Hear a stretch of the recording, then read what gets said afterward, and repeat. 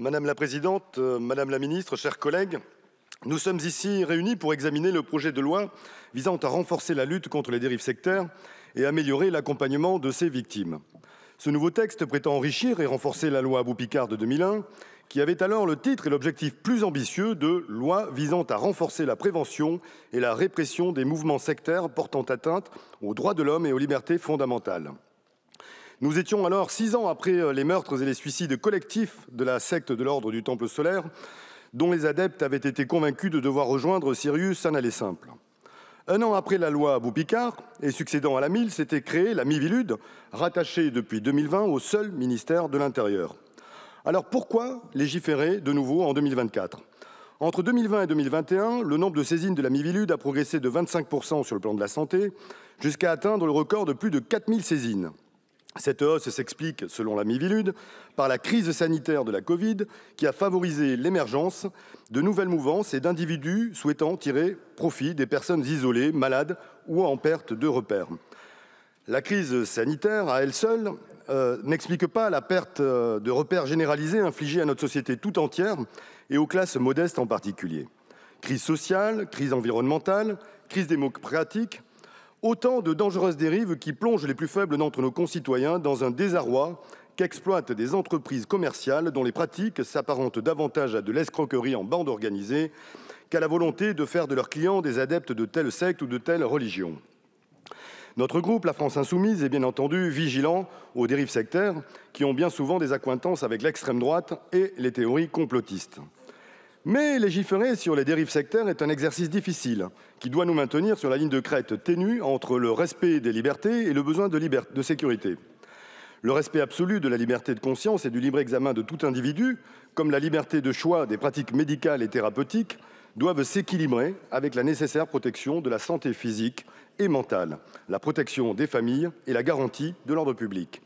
Ainsi, la sincérité de cette lutte contre les dérives sectaires ne doit pas consister à sanctionner par la loi les pratiques de soins complémentaires ou la consommation de produits phytothérapeutiques. Soulignons que si l'État se voulait réellement protecteur en la matière, il interdirait immédiatement l'alcool et le tabac et n'aurait pas fourni d'autorisation précipitée de mise sur le marché du Mediator, de la Dépakine et tant d'autres qui ont causé tant de décès. Ici encore, nous avons détecté les arrière-pensées clientélistes de votre projet de loi qui vise à contraindre la société et les individus à renoncer à la libre disposition de leur corps jusqu'à pénaliser les pratiques thérapeutiques ou de bien-être du choix de chacun qui contrarierait les avis et les choix d'experts agréés. La médecine, que nous chérissons tous, n'est hélas pas une science exacte et les bénéfices des interactions humaines pour la santé ne sont plus à démontrer. Par ailleurs, l'efficacité de la lutte contre les dérives sectaires ne consiste pas davantage à qualifier des croyances ou les pénaliser, mais combattre leurs dérives lorsqu'elles ont des conséquences dommageables ou délétères pour soi-même ou pour la société. Comme toujours avec votre gouvernement, nous pouvons douter de la sincérité de l'objectif affiché de vos lois, comme ce fut le cas en 2021 avec votre infâme loi séparatisme, qui, au prétexte de respect de la laïcité, stigmatisait d'autant plus une religion qu'elle trahissait et pervertissait la vertueuse loi de 1905 sur la laïcité qu'elle prétendait pourtant renforcer.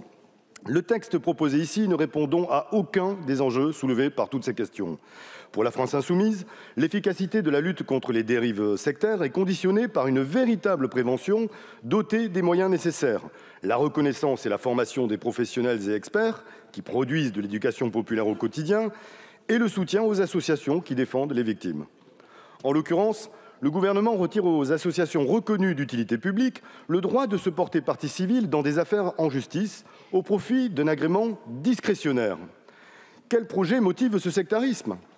Ensuite, le gouvernement veut agir sans dépenser le moindre euro. Or, quand les moyens de l'éducation, de la recherche, de la santé ou de la justice régressent, les dérives sectaires progressent.